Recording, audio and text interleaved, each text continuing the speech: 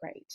All right. Well, I think we'll go ahead and get started. And then if anyone else joins, we'll just let them in and they can catch up. Great. So tonight we'll be talking about pitching specifically. My name is Grace. I work for a company called Greenlit, which is a British-based crowdfunding platform that specifically works on creative projects, primarily theater and film. You can find us across social media at Greenlit Fund. If there's a project that you're looking to crowdfund, feel free to just shoot me an email. It'll be at the end of this, but it's grace@greenlit.com. And yeah, we give one-on-one help throughout the kind of the creative process, and that what makes us a bit unique. But yeah, definitely check us out if you're interested in crowdfunding. I can attest, and I am biased, but I'm not being biased here when I say it is probably the best deal you get in terms of crowdfunding across your options in the UK. So yeah, give us a click, check us out. My name's Grace. I'm the head of community and theater at Greenlit. I'm also a theater maker myself. I actually have a show on at Vaults called Bad Teacher that I directed and produce. And that's on from February 14th, yeah, Valentine's Day, till the 17th. So I very much understand your all's position because I am also there. I also do some work for Stage Directors UK in addition to Greenlit. I'm working right now on their director survey, which will be out hopefully soon because I'm working on it right after we finish this meeting. But yeah, check me out also on social media if you want. It's at Grace O underscore. It's Grace O'Keefe. You'll be able to find me if you want to. So great. First, we're going to just start off with an exercise. I'm going to bring a timer up and just take a minute or so, maybe I'll give you 2 minutes, to write down what you think is like a minute long pitch. For this, I'm assuming for your Vault show, you've submitted the little 60 word or however long blurb you need for the show website and brochure, etc. So let's think about it in this sense, that you're pitching someone the show like verbally, but just kind of write down the key spots you want to hit, the key ideas. It can be whatever form you like best. And if you want, you can also stick it in the good old chat. But I'm going to give you all about a minute or so to just think about how you would pitch to someone, a friend, family, someone on the street, why they should come see your show. Great. And if anyone does want to share either verbally or put it in the chat, we can take a second to see if anyone wants to share. No pressure if you don't want to. But it can be helpful to see different examples of what you've come up with. So I'll wait a second to see if anyone does. You can also raise your hand or just feel free to like unmute yourself and speak. And also if no one wants to, that's fine as well. Great. Well, let's see. If no one wants to, I'll just go ahead to the next slide. And that's thinking about your own pitch.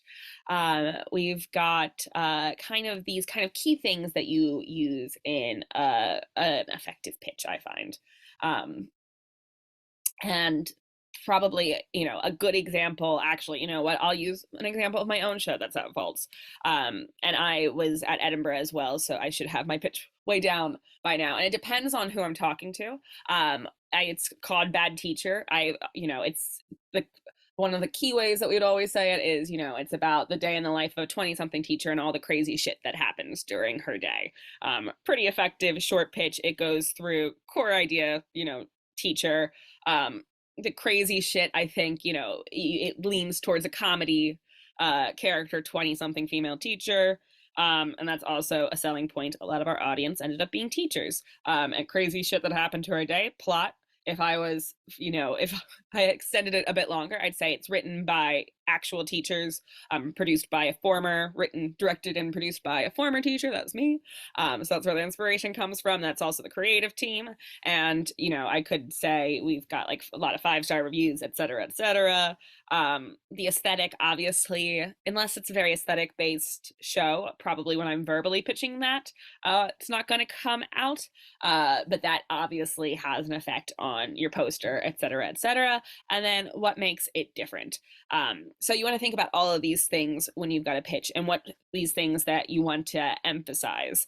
Um, so I would say it's different for every show what you want to emphasize. The key thing that I think actually people often over rely on, I've found, because I do hear a lot of people's pitches, is plot is probably like the not the least important part of a pitch. It depends on the show, but often the selling point of something isn't actually the plot. And a lot of people, when they hear pitch, they think plot synopsis, and the two are not the same. And most pitches, I think, do best when there's only about, if we're talking like a longer form pitch, it's like maybe have a sentence about the plot within a paragraph.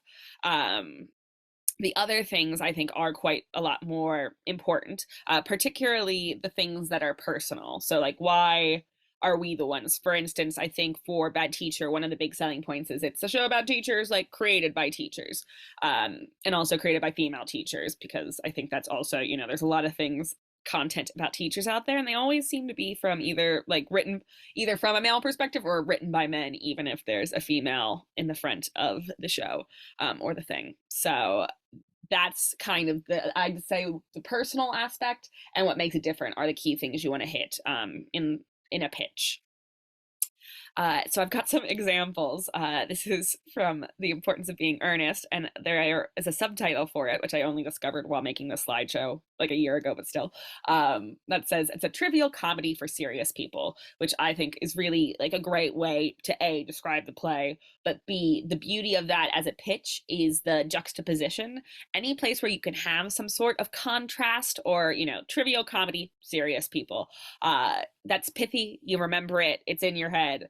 Um, and so the little pitch I made for The Importance of Being Earnest is: The Importance of Being Earnest is a witty farce skewering the superficiality of Victorian social norms full of duplicity, depravity, and dialogue, which is supposed to be kind of a joke. And I was trying to mirror the wordiness of Oscar Wilde in the pitch itself. The more you can do to describe the show through the language that you use, through the word choice, through the things, you're basically saving space in that way by choosing words that effectively, give an idea, give a tone, give a kind of a taste of what the show might be like.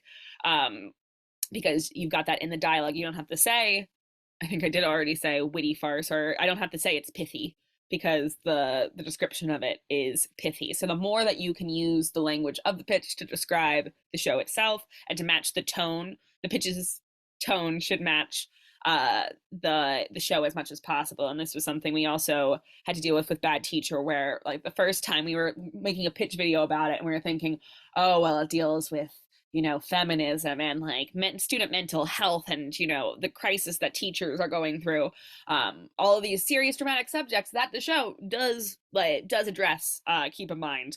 But it's a comedy, it's lighthearted, it deals with these issues, but it doesn't deal with them in a way that's wah wah, is how I described it when I was looking at our notes for our first draft. And then so we went back to the drawing board, and we still mentioned that we deal with all these issues, but we did it in a funny way, just because that's how the show deals with it as well. So make sure you're matching your tone in the pitch to the play or the thing that you are pitching.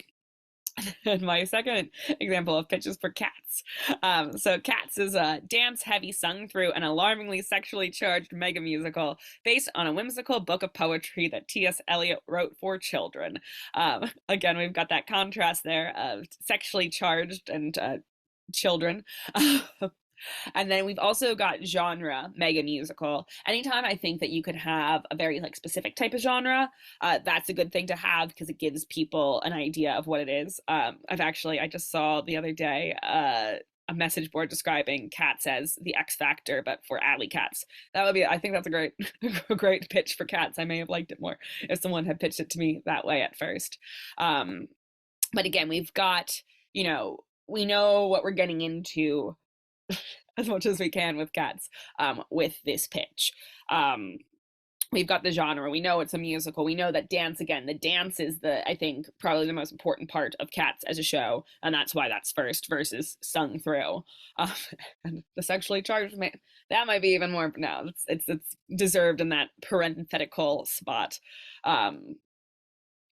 But yeah, so that gives you, I think, an idea of what you're going to get. And if you're the type of person who this show is for, I think that this is, you know what you're getting into and you're sold from that.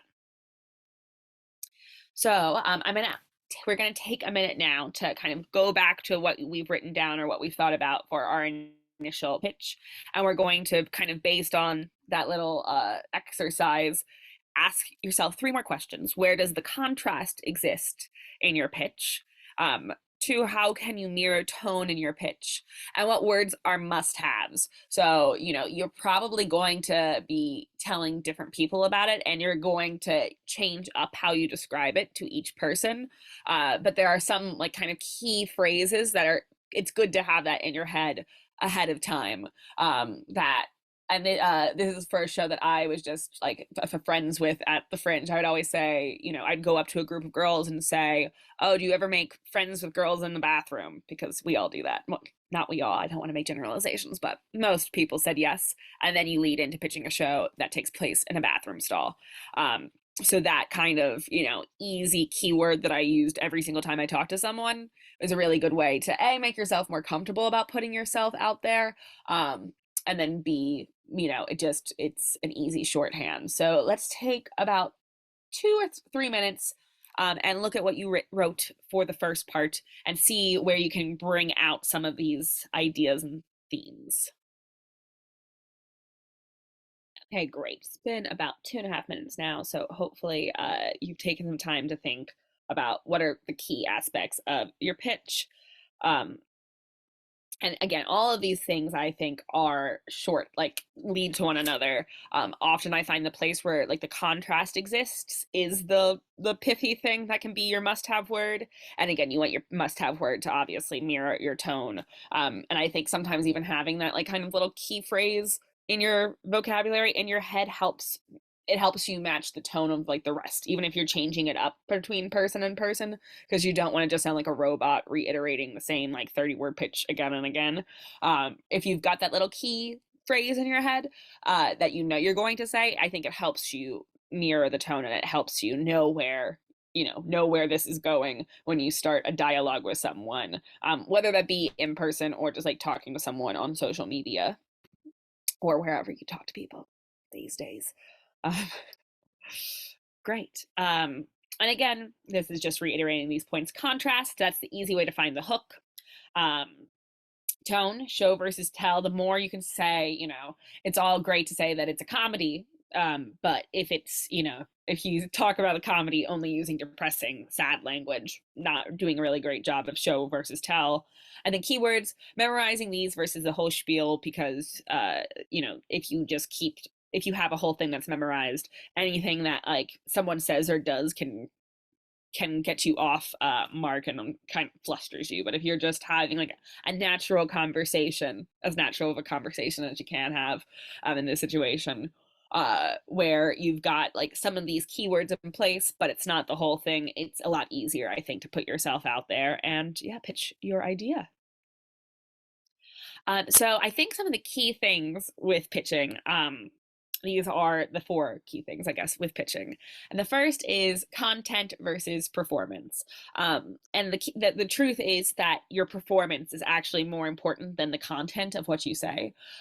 If you go into a situation with like a lot of confidence and bravado and everything you say is bullshit, chances are, some people will smell that and not like that, but often people will just be impressed by that bravado, uh, by that showmanship. So make sure you've got the performance down, because the content will be ignored if you're, mumbling or you're not making eye contact, or you can't. If you're inaudible, no one's going to care about what you're saying, even if what you're saying is the most genius thing, most brilliant pitch anyone's ever heard. If you don't say it confidently, then there's no point. It's okay to be nervous on the other, like that is, I think, a key thing. And sometimes it's actually endearing, I think, to be nervous. Um, People like want to help out those who seem like they, like if someone comes up to me and they seem a little nervous, I open up more. And sometimes if someone like blusters in, but excuse me. make sure to channel that into authentic excitement. Sometimes I think a lot of people become who are nervous. Excuse me, let me cough for a second.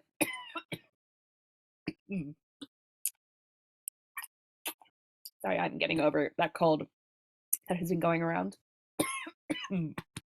Sometimes people compensate for nerves. This is cute. Sorry, fun. I think we're clear now. Sometimes people compensate for nerves by being like having a false sense of bravado or being overly cocky, and that really turns people off.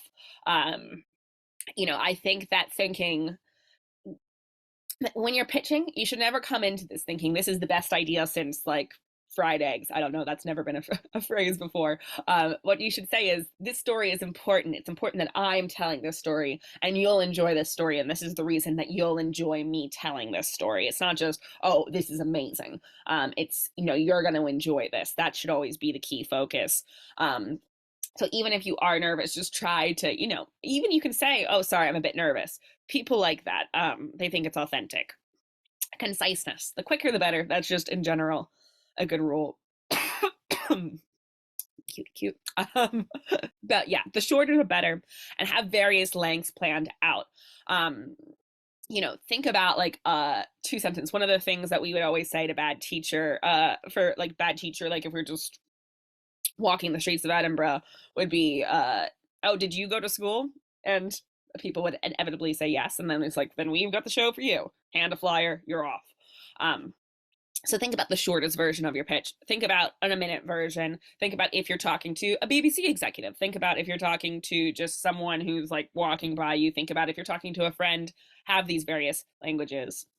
And then the thing to do this is practice your performance. And that the best way to do that is, to actually do it, to talk to people, to observe their reactions, to feel it out, and prepare your content ahead of time. So know what you're planning on saying and have it stored in your head, your little lines, your little keywords, so that you feel comfortable when you're putting your pitch into practice. And then going back to the drawing board, don't forget the basics, the what, the why, the how. What, the plot, the genre, the setting, why, the connection to the story, and how you're applying the why to the what. Let's take another minute to just go through these questions with whatever you're pitching, while I cough a bit more. All right, let me see if I can mute myself. Great, so we'll just wrap that up in just a few seconds. And again, you might not include all of these things into the what and the why. I think the thing to probably include into the pitch more is the how you're doing the thing you're trying to do with it. So keep that in mind of, what you're trying to achieve, and how you're doing it through the show. Again, content, plot is a thing, but it's probably, don't focus on it. It's more about you, your idea, the vibe of the show, for lack of a better term, and the hook, that key contrast probably. And then confidence, experiment, talk to different people, talk to in a group setting, tell your friends about your idea, see how they react, notice how they react to it. And don't try to overhype like this show. I think that people get turned off, especially I think I would say in my experience that British people in particular don't necessarily like overhyping something. You want to again show that your idea is great, and I think the most important thing is not show that your idea is great, show that your idea will entertain them, show that your idea will communicate something to them, show that this is something that they need to see.